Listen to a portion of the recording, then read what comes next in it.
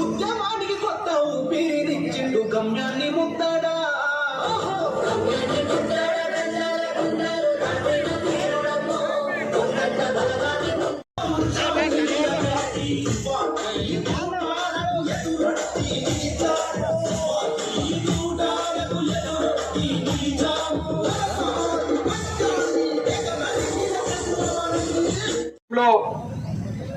నీళ్ల కోసం పోరాటం చేయాల్సినటువంటి పరిస్థితి వస్తుందని ఎవరు కూడా ఊహించలే.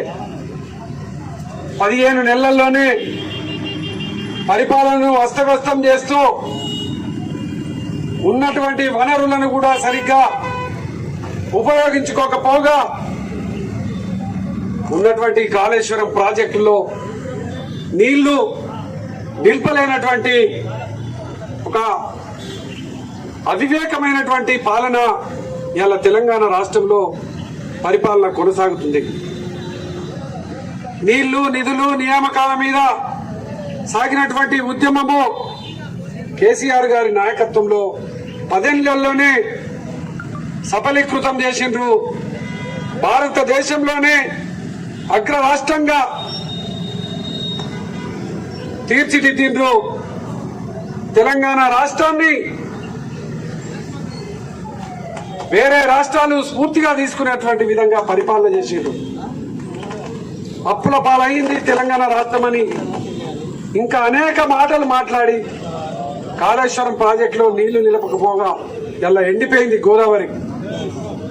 ఆ గోదావరిని చూసి గుండె పగిలినటువంటి రైతులు, ఉద్యమకారులు ఇది తెలంగాణ రాష్ట్రంలో ఉన్నటువంటి ప్రతి గ్రామాన చెప్పాలి, నీళ్ల కోసం మరో ఉద్యమాన్ని ప్రారంభం చేయాలని తెలిసి పోచమ్మ సాగర్ దాకా, కొండ పోచమ్మ సాగర్ దాకా గోదావరి నుండి ఈ యొక్క పాదయాత్ర మొదలైంది.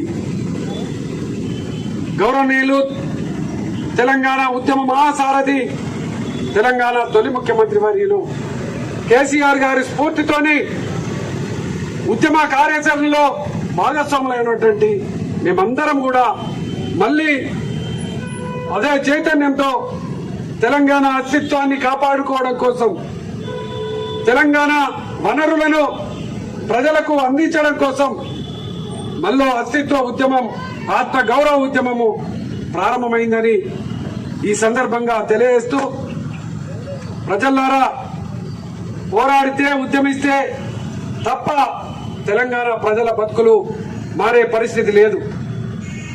మన కోసం నిలబడి కొట్లాడేటువంటి నాయకుడు కేసీఆర్ గారు మాత్రమే.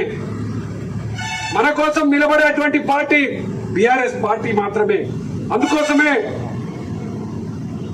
ఇలా మళ్లీ మాకు కేసీఆర్ గారు ముఖ్యమంత్రి కావాలని కోరుకుంటున్నటువంటి యొక్క నేపథ్యంలో ప్రజలందరూ కూడా ఒక్కతాటికి రావాలని పిలుపునిస్తూ ఈ యొక్క కార్యక్రమంలో పాల్గొన్న ప్రతి ఒక్కరికి కూడా పేరు పేరున కృతజ్ఞతలు తెలియజేస్తూ ముగిస్తున్నాను.